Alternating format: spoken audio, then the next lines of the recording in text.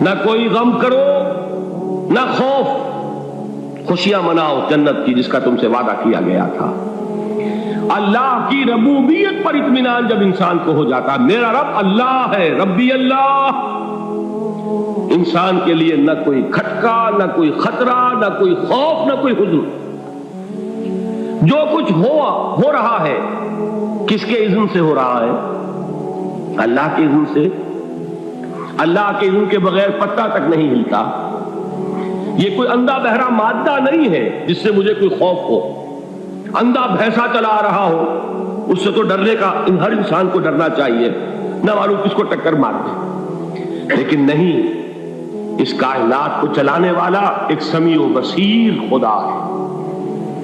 وہ جو میرا دوست ہے، میرا ولی ہے، اللہ ولی الذین آمنوا یخرجہم من الظلمات الی النور، اللہ اہل ایمان کا ولی ہے، ساتھی ہے، پشت پناہ ہے، مددگار ہے، حمایت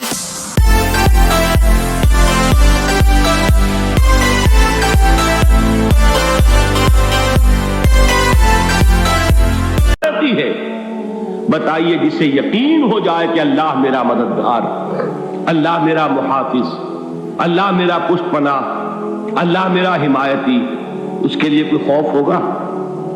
اس سے کوئی ڈر ہوگا؟ میں مثال دیا کرتا ہوں ایک بہت سادہ، پنجاب کے دیہات کی۔ تو بڑا چودھری ہے اور کوئی غریب کسان ہے، اس غریب کسان کے جانوروں کو ہر وقت اندیشہ ہوگا چوری کا، کوئی میری بھینس کھول کر نہ لے جائے، کوئی میرا بیل کھول کر نہ لے جائے۔ لیکن جس کے بارے میں یہ سب کو معلوم ہو کہ وہ جو بڑا چودھری ہے وہ اس کا دوست ہے، اس کی بچیا کو کوئی خوف ہوگا؟ اس کی بھینس پر کوئی ہاتھ ڈالے گا؟ اسے کوئی اندیشہ ہوگا؟ نہیں۔ کیوں؟ کہ وہ بڑا چودھری، بڑا اس کا یہاں کا سردار، جاگیردار، سب کو معلوم ہے وہ میرا دوست ہے، کوئی میرے خلاف اقدام نہیں کر سکتا۔ اس دنیا میں یہ چھوٹی سی بات اگر آپ کے دلی اطمینان اور سکون کا باعث بن سکتی ہے تو ذرا تصور کیجئے۔ میں لفظ تصور استعمال کروں گا صرف اس لیے کہ اس کا ہم جس کو کہتے ہیں ادراک اور شعور کر نہیں سکتے، اگر کے ساتھ کر سکتے۔ اگر یقین ہو کہ اللہ میرا مددگار اور یقین ہو کہ اللہ ہر آن میرے ساتھ ہے، پھر کوئی خوف، کس کا خوف؟ کوئی شے اللہ سے بالاتر ہے؟ کوئی قوت اس سے زیادہ طاقتور ہے؟ کوئی اس کے ارادے کو بدلنے والا ہے؟ کوئی اس کی مشیت کے آڑے آنے والا ہے؟ یہی بات ہے جو حضور نے فرمائی، یہ ایمان کا حاصل ہے لب لباب، کہ دیکھو اچھی طرح اس بات کو ذہن نشین کر لو، اگر تمام انسان مل کر تمہیں کوئی نقصان پہنچانا چاہے نہیں پہنچا سکتے مگر جو کچھ اللہ نے لکھ دیا ہو، اور تمام انسان مل کر تمہیں کوئی نفع پہنچانا چاہے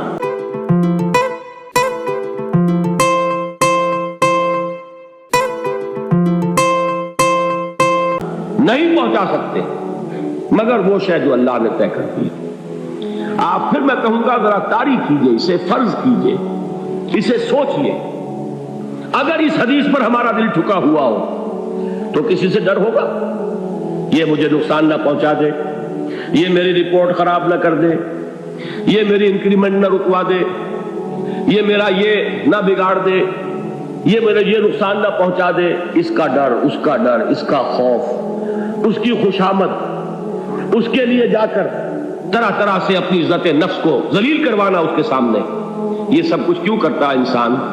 جب سمجھتا ہے کہ اس کے ہاتھ میں میرا کوئی نفع ہے، اس کے ہاتھ میں میرے لیے کوئی ضرر ہے، یہ مجھے کوئی غضب پہنچا سکتا ہے، یہ مجھے کوئی نقصان پہنچا سکتا ہے، یہ میرا کوئی کام بنا سکتا ہے، یہ میری کوئی ضرورت پوری کر سکتا ہے، اسی کا نام شرک ہے۔ جہاں آپ نے یہ سمجھا کہ غیر اللہ کے اندر کوئی طاقت موجود ہے وہی شرک ہے۔ بتوں سے تجھ کو امیدیں، خدا سے نومیدی، مجھے بتا تو صحیح اور کافری کیا ہے؟ شرک تو یہ جس پر بھی تمہیں یہ خیال ہے، کلمہ ہے یہ کلمہ سوم، لا حول ولا قوت الا باللہ، ذرا اس پر دل کو کبھی اگر آپ تصور کریں پھر فرض کریں دل ٹھک جائے اس پر، کوئی طاقت نہیں۔ یہی بات تھی جو شیخ عبد القادر جیلانی رحمۃ اللہ علیہ نے اپنی وصیت میں اپنے بچے سے کہی۔ 11ویں دینے والے ہیں، لیکن حضرت شیخ عبد القادر جیلانی کی وصیت اور تعلیمات کو کتنے لوگ نہیں جانتے ہو؟ یہ جن مقامات تک پہنچے ہیں وہ کس چیز کی بدولت پہنچے؟ انہوں نے جو پیغام دیا وہ کیا تھا؟ اے میرے بچے، جس طریقے سے قرآن مجید میں حضرت لقمان کی نصیحتیں جو ہے نقل کر دی گئی ہیں، میں یہ عرض کروں گا بالفرض اگر قرآن حضرت عبد القادر جیلانی کے بعد نازل ہوا ہوتا تو شیخ عبد القادر کی یہ نصیحتیں بھی قرآن میں درج ہوتی۔ اتنی اونچی نصیحتیں ہیں۔ اے میرے بچے، اس حقیقت کو ذہن نشین کر لے، لا فاعل فی الحقیقت ولا مؤثر الا اللہ۔ اس کائنات میں نہ کوئی فاعل حقیقی ہے نہ مؤثر حقیقی ہے سوائے اللہ۔ کسی شے میں کوئی تاثیر نہیں اگر اللہ نہ چاہے۔ آگ جلا نہیں سکتی اگر اللہ نہ چاہے، پانی ڈبو نہیں سکتا اگر اللہ نہ چاہے، زہر ہلاک نہیں کر سکتا اگر اللہ نہ چاہے، کوئی چیز فائدہ نہیں پہنچا سکتی اگر اللہ نہ چاہے۔ تو در در پہ کیوں سر جھکاتے ہو؟ در در پر کیوں جبیں سائی کرتے ہو؟ سب کے سامنے کیوں ہاتھ پھیلاتے ہو؟ ایک اللہ سے مانگو، ایک اللہ کے سامنے زمین پر اپنی جبین رکھو۔ لا فاعل فی الحقیقت ولا مؤثر الا اللہ۔ نظر آتا ہے ہمیں کہ پانی پیاس بجھا دیتا ہے، پیاس بجھانے کی صلاحیت پانی میں نہیں ہے، اللہ کے اذن سے۔ کھانا بھوک مٹا دیتا ہے، بھوک مٹانے کی صلاحیت کھانے میں نہیں ہے، اذن رب میں۔ دیکھیے یہی یقین تھا حضرت موسیٰ علیہ السلام کا واقعہ یاد کیجئے۔ سامنے سمندر آ گیا، قوم دیکھتی ہے پیچھے کہ گرد و غبار کا طوفان۔ معلوم ہوا کہ فرعون اپنے لشکر سمیت آ گیا۔ لشکر جب چلتا تھا تیز رفتاری کے ساتھ تو گرد و غبار کا جو طوفان اٹھتا تھا اس کا تصور کیجیے، اور لمحہ بلمحہ وہ قریب آ رہا ہے۔ پوری قوم نے کیا کہا؟ اے موسیٰ انا لمدرکون، اے موسیٰ ہم کو پکڑے گئے۔ قرآن مجید نے تو یہاں وہ باتیں نہیں لکھی ہیں، لیکن تورات میں یہ درج ہے کہ بنی اسرائیل جھگڑنے لگے، دست و گریبان ہو گئے موسیٰ کے ساتھ۔ موسیٰ نے یہ مروایا لا کر، اس سے تو ہم ہی بہتر تھے، وہاں کھانے کو ملتا تھا، زندگی تو تھی، بیگار ہم کر رہے تھے، موت تو نہیں تھی۔ اب جو کچھ ہوگا اس کا تصور کرو، جس طریقے سے ہمارے ٹکڑے اڑائے جائیں گے۔ تو لڑ رہے ہیں حضرت موسیٰ علیہ السلام سے۔ یہ تورات کی تفصیل ہے، قرآن میں صرف اتنا آیا ہے، پریشان ہو کر انہوں نے کہا انا لمدرکون، موسیٰ ہم کو پکڑے گئے۔ اس وقت موسیٰ کا جواب کیا ہے؟ کلا ان معی ربی سیہدین، نہیں، میرے ساتھ میرا رب ہے، وہ راستہ دے گا۔ بتائیے کہاں راستہ نظر آ رہا ہے؟ یہ ہے ایمان بالغیب۔ راستہ نظر نہ آئے تب اللہ پر یقین ایمان ہے۔ جیب میں پیسے ہوں اور تب دل کو اطمینان ہے تو ایمان کس پر ہوا؟ پیسے پر، اللہ پر نہیں۔ جب وسائل و ذرائع نہ ہو اور پھر یقین ہو کہ اللہ مسبب الاسباب ہے، وہ اسباب کا پابند نہیں ہے، وہ اسباب کا محتاج نہیں ہے، اسباب اس کے محتاج ہے۔ اگر یہ یقین ہے تو اللہ پر ایمان ہے، یہ نہیں ہے تو تمہارا ایمان اسباب پر ہے، وسائل پر ہے، ذرائع پر ہے، مادیات پر ہے، اللہ پر نہیں۔ اس وقت کہاں راستہ تھا؟ کوئی راستہ تھا؟ سمندر ہے اور ادھر سے لشکر آ گیا ہے۔ کلا ان معی ربی سیہدین۔ اب دیکھیے ایمان کہہ دینا آسان ہے، ہوا معکم اینما کنتم، جہاں کہیں بھی تم ہوتے ہو اللہ تمہارے ساتھ ہوتا ہے، لیکن اس کا یقین قائم ہو جائے تو زمین و آسمان کا فرق واقع ہو جائے۔ یہی بات ہوئی حضور کے ساتھ۔ غار ہے، چھپے ہوئے ہیں محمد رسول اللہ اور آپ کے وہ یار غار ابو بکر صدیق رضی اللہ تعالی عنہ۔ اقبال نے حضرت ابو بکر کی شان میں چند اشعار کہیں صرف، لیکن واقعہ یہ ہے کہ بھاری بھاری نظموں پر اور قصیدوں پر بھاری، طویل ترین نظمیں اور قصیدے ہوں،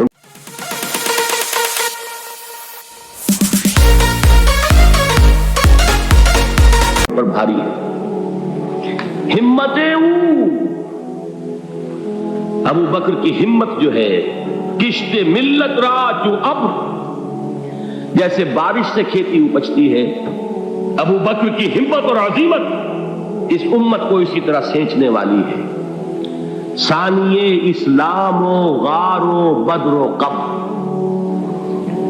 وہ دوسرے تھے اسلام میں، دوسرے. پہلے کون تھے؟ انا اول المومنین، حضور فرماتے ہیں سب سے پہلا ایمان لانے والا میں. دوسرے ابو بکر. ویسے ہمارے ہاں یہ چلتا ہے اختلاف، حضرت علی پہلے ہیں کہ حضرت ابو بکر پہلے ہیں، لیکن اس میں بڑی خوبصورت تطبیق قائم کی ہے علماء نے، اور بہت صحیح ہے. چار کے بارے میں فیصلہ ہی مت کرو کہ کون پہلے. ان کی ایک عجیب تقسیم کر دی ہے. آزاد مردوں میں، بالغ مردوں میں سب سے پہلے ابو بکر، بچوں میں سب سے پہلے علی، خواتین میں سب سے پہلے خدیجہ، اور غلاموں میں سب سے پہلے زید بن حارثہ. بڑی پیاری تقسیم ہے، یہ چاروں ہی پہلے ہیں، ہر ایک کے لیے اولیت ہے. اور واقعہ یہ ہے کہ اگر زمانی اعتبار سے تعین ہوگا تو پہلے خدیجۃ الکبریٰ آئیں گی رضی اللہ تعالی عنہ. کسی اور سے بات کرنے کی نوبت بعد میں آ سکتی ہے، پہلے تو اہلیہ محترمہ سے بات ہوئی. آتے ہی پہلی وحی ہوئی ہے، ابھی تبلیغ کا حکم نہیں تھا. کس کو بتایا واقعہ؟ ابھی اپنی نبوت کی تبلیغ کا تو حکم ہی نہیں آیا. واقعہ کس کا ہے؟ وہ خدیجہ کا ہے. جب کہا ہے کہ خشیت علی نفسی، مجھے اپنی جان کا اندیشہ ہے، تو کیا جواب دیا خدیجہ نے رضی اللہ تعالی عنہا؟ وہ صدیقۃ الکبریٰ ہے. صدیقات جو ہے خواتین، ان میں چوٹی پر خدیجۃ الکبریٰ ہے رضی اللہ تعالی عنہا. اور صدیق جو مرد ہیں ان میں صدیق اکبر ہے ابو بکر صدیق رضی اللہ تعالی عنہ. لیکن صدیقات میں چوٹی پر. جب حضور نے فرمایا خشیت علی نفسی، کیا فرمایا، کیا عرض کیا، کیسے تسلی دی؟ نہیں نہیں، اللہ آپ کو ضائع نہیں کرے گا. آپ غریبوں کے ہمدرد ہیں، آپ مساکین کے تکالیف رفع کرنے والے ہیں، آپ بیواؤں کی سرپرستی کرتے ہیں، آپ مسافروں کی خدمت کرتے ہیں. اللہ آپ کو ضائع نہیں کرے گا. یہ یقین ہے اس خاتون کے اندر. خیر وہ ایک علیحدہ بات ہو جائے گی. میرے دل پر حضرت خدیجہ رضی اللہ تعالیٰ عنہ کی شخصیت کا بڑا گہرا نقش، جو وہ کوئی اور ہی وقت اور موقع ہوا تو بیان ہوگا. بہرحال اقبال نے ایک مصرے میں جو چار اولیتیں جمع کر دی ہیں، ہمت او کشت امت را چو ابر، ثانی اسلام و غار و بدر و قبر. اسلام میں حضور کے بعد پہلے کون؟ ابو بکر. غار میں حضور کے ساتھ کون؟ ابو بکر.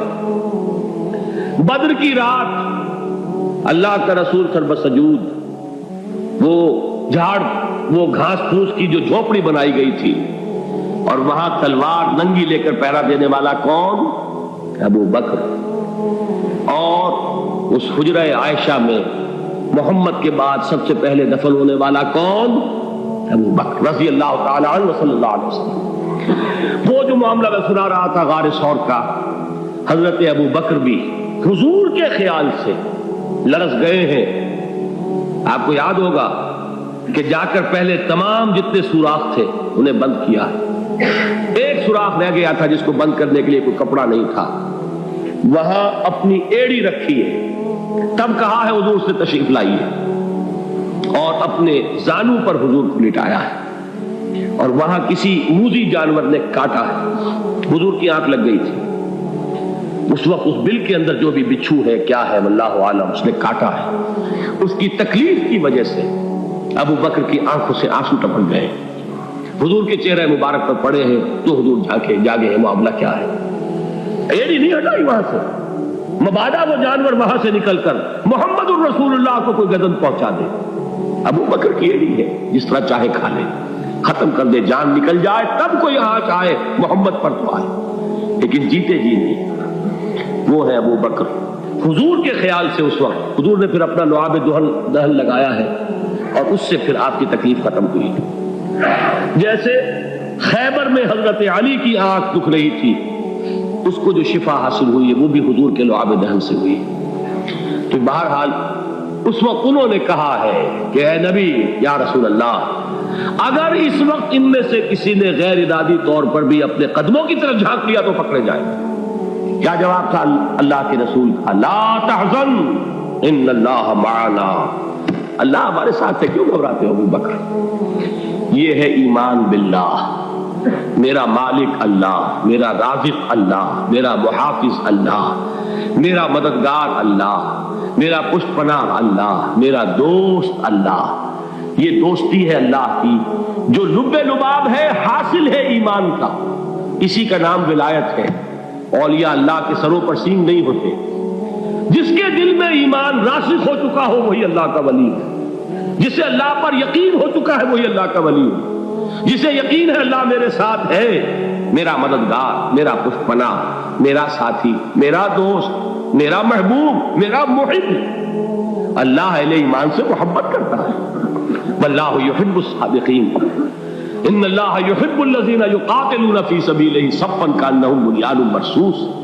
اللہ محبت کرنے والا، اہل ایمان محبوب، اور اہل ایمان محبت کرنے والے اللہ محبوب. والذین آمنوا اشد حبا للہ.